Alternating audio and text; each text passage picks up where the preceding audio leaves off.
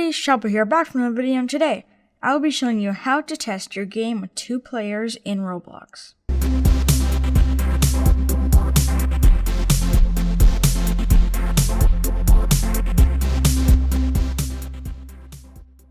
So, the first thing you're going to want to do is go to Test at the top right there.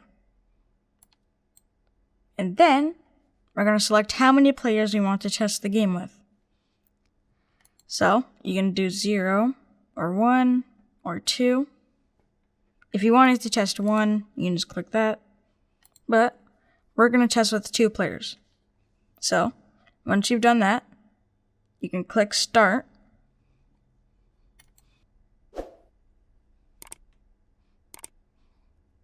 It should load up 2 tabs, like this. Then, it should show 1 player on each one, like that.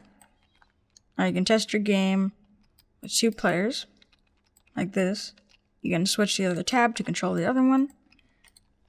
They don't have different names. They actually do have different names. They just have like the same display name. So you can like stack on each other, you can test your game, make sure stuff works. And yeah, that's how you test your game with 2 players in Roblox. Make sure to slap that like button and punch the subscribe button. Peace.